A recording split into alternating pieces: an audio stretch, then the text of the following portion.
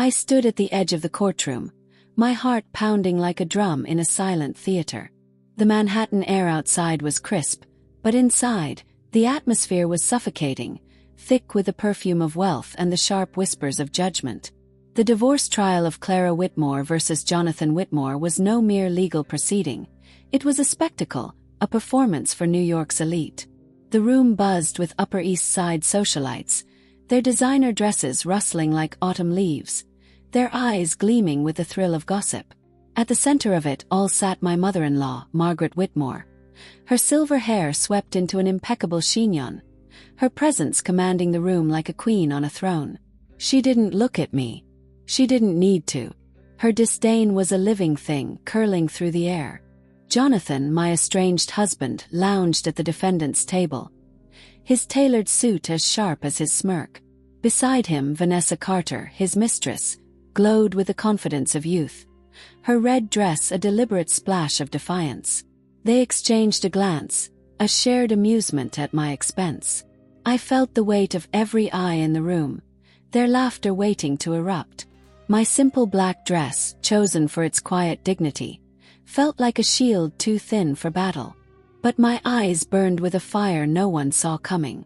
The trial began with Jonathan's lawyer, a man with a voice like polished steel, painting me as a burden, a failure. Clara Whitmore, he sneered. A woman who contributed nothing but complaints, frittering away her days on silly art projects while my client built an empire. The courtroom erupted in laughter, a cruel chorus that echoed in my bones. Margaret's lips curled into a satisfied smile. Vanessa tossed her hair, her diamond earrings catching the light. Jonathan leaned back, his smugness a tangible force. They thought they'd won before the fight began. But I had spent years preparing for this moment, gathering my strength in silence. My black briefcase, unassuming as my dress, held the keys to my freedom. I stepped forward, my voice steady despite the tremor in my hands. "Your Honor," I said, "I'd like to present evidence." The room quieted, curiosity peaked. I opened the briefcase and connected my laptop to the courtroom's projector. The giant screens flickered to life, and gasps rippled through the audience. There, in vivid color, were my paintings, digital masterpieces signed by Luna Nova, the anonymous artist who'd taken the world by storm. A stallion breaking free from chains, its mane ablaze with starlight. A phoenix rising from ashes, its wings spanning galaxies. Each piece had sold for millions, celebrated in galleries from New York to Paris. I revealed contracts, bank statements, emails from curators begging for my work. "This," I said, my voice clear, "is my contribution." The courtroom was silent, the air heavy with shock. Margaret's face paled, her socialites whispering frantically. Jonathan's smirk faltered. Vanessa's confidence wavered. But I wasn't done. With calm precision, I projected financial records, Jonathan's secret accounts, hidden properties, money funneled to Vanessa's accounts. Evidence of fraud, meticulously documented over years of silent investigation. Each slide was a dagger, and I wielded them with the grace of a fencer. The laughter was gone. The room now watched me with a mix of awe and fear. I was no longer the workhorse, the talentless wife. I was Luna Nova, a force they'd underestimated. As the judge called a recess, I caught the eye of a woman in the back row, her face obscured by a wide-brimmed hat. She nodded slightly, a gesture that sent a chill down my spine. I didn't know her, but something in her presence felt like a shadow of secrets yet to unfold. That night, alone in my small Brooklyn apartment, I stared at my latest painting, a woman standing on a cliff, her silhouette glowing against a stormy sky. I'd built my wings in silence, but the trial was only the beginning. Someone knew more than they should, and I couldn't shake the feeling that my victory was about to draw me into a deeper game. The days following the courtroom revelation were a whirlwind. My identity as Luna Nova was now public, and New York's art world exploded with fascination. Invitations to exclusive galleries flooded my inbox, and journalists camped outside my apartment, desperate for interviews. The same society that once sneered at me now clamored for my attention, their hypocrisy as blatant as their designer handbags. But I couldn't revel in the victory. The woman in the wide-brimmed hat haunted me. Her nod a riddle I couldn't solve. I threw myself into my work, preparing for my first public exhibition as Luna Nova at the Met. The pressure was immense, but painting grounded me. Each stroke was a release, a way to process the years of humiliation under Jonathan's roof, where my art was dismissed as a hobby, my dreams mocked as delusions. I'd painted in secret, uploading my work under a pseudonym, building a fortune while Jonathan flaunted his affairs. Now the world saw me, but I felt exposed, vulnerable in a way I hadn't anticipated. One evening, as I worked late in my studio, a letter slipped under the door. No stamp, no return address, just my name in elegant script. Inside was a single sentence. "You've uncovered one truth, but there are more buried in the Whitmore empire." My heart raced. Who knew about my investigation into Jonathan's finances?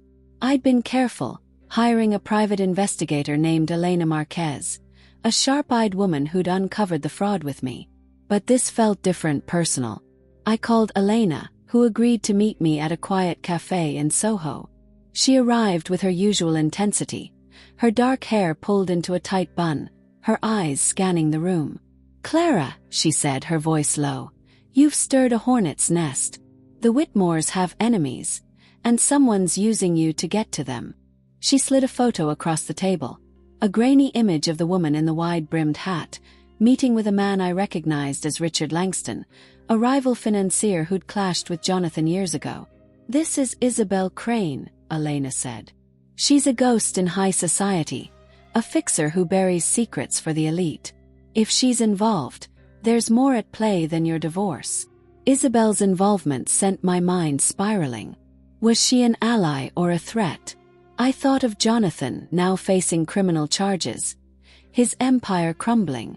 Margaret had retreated to her Hamptons estate, her social circle fractured.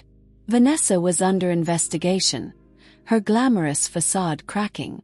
But Isabel's note suggested a deeper conspiracy, one that could pull me back into the Whitmore web.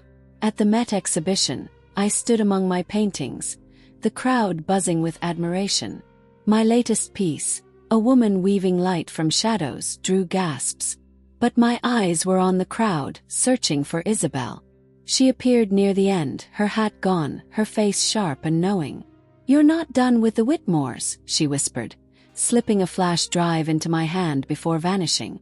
My heart pounded as I pocketed it, the weight of her words settling like a storm. Back home I opened the flash drive. It contained documents linking Jonathan to a network of offshore accounts, tied not just to fraud but to political corruption. Names of powerful figures appeared. Senators, CEOs, even a judge. My victory in court was a spark. This was a wildfire. But why was Isabel helping me? And what did she want in return? The flash drive burned a hole in my conscience. I spent sleepless nights poring over the documents, each one a thread in a tapestry of corruption that stretched far beyond Jonathan. The Whitmore empire wasn't just his. It was a machine, propped up by lies and influence, and I'd only scratched the surface. But with every revelation, I felt Isabel's shadow looming. She wasn't just a fixer. She was a player, and I was her pawn. I met Elena again, this time in a crowded Brooklyn diner to avoid prying eyes. She looked exhausted, her usual fire dimmed. "Clara, this is bigger than we thought," she said, sliding a burner phone across the table. "I've been followed. You need to be careful."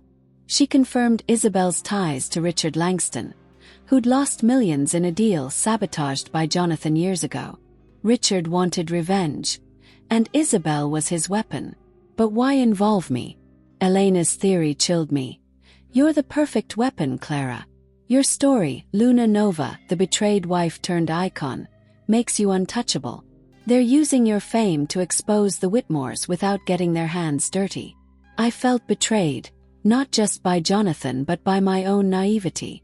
I'd thought my victory was mine alone, but it was a stage, and I was still performing. Yet I couldn't stop.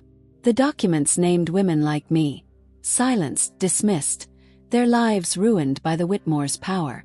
I saw my own pain in their stories, and it fueled me. I decided to use my platform, announcing a new art series at a press conference. Unveiled, dedicated to survivors of abuse, with proceeds funding legal aid. The announcement went viral, my story trending across social media. But with fame came danger. Late one night, my apartment was broken into. Nothing was stolen, but my studio was trashed, my paintings slashed. A note was pinned to the wall. "Stop digging, or you'll lose more than paint." My hands shook, but I refused to back down. I called Elena, who traced the break-in to a low-level thug hired through a shell company linked to Richard Langston. Isabel was playing both sides, pitting me against the Whitmores while protecting her own interests. I confronted Isabel at a charity gala. Her elegance a stark contrast to my fury. "Why me?" I demanded. She smiled, her eyes cold. "You're a symbol, Clara. The world loves a phoenix, but they'll destroy one too.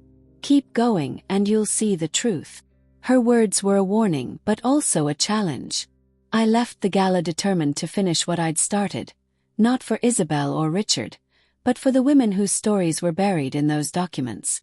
The final piece of my Unveiled series was a digital mural, projected across a Times Square billboard. A woman breaking free from a cage of gold, her wings woven from the stories of survivors. The crowd below cheered, their voices a tide of support. My art had become a movement, funding shelters and legal aid across the country. But the cost was high. Elena had disappeared, her last message warning me to trust no one. Isabel's flash drive had led to arrests, but the powerful names remained untouched, their influence too deep. Jonathan's trial ended with a 7-year sentence. His empire dismantled. Vanessa pleaded guilty to lesser charges, her glamour replaced by shame. Margaret, once untouchable, lived in seclusion, her legacy tarnished. But I wasn't free. Isabel's words echoed. The truth was still buried. I tracked her down to a penthouse overlooking Central Park, her demeanor calm but guarded. "You've done well, Clara," she said. "But the real power isn't in the Whitmores. It's in the system that protected them." She revealed her own story. A sister destroyed by a man like Jonathan, her life erased by wealth and influence. Isabel had spent years gathering evidence, but she needed a face for the fight, mine. "You're not just Luna Nova," she said. "You're proof that the silenced can roar." Her words hit me like a revelation. I wasn't just fighting for myself, but for every woman who'd been underestimated, erased. I launched an art investment fund, channeling my wealth into empowering others. My exhibitions sold out, each piece a testament to resilience. But I never forgot the cost. Elena resurfaced, safe but shaken, her investigation uncovering a network of corruption that reached the highest levels. We worked together, quietly, to expose it, knowing the danger. In interviews, I spoke of strength forged in silence, of wings built from scorn. The world listened, and my story trended, not just for its drama but for its truth. Isabel vanished, her role complete, but her nod in the courtroom lingered, a reminder that even in victory, secrets remain. I stood on my balcony, the city glittering below, my latest painting glowing on my screen. A woman flying, her chains shattered, her eyes fixed on the stars. I was Clara Whitmore, Luna Nova, and I had risen. The world would never underestimate me again.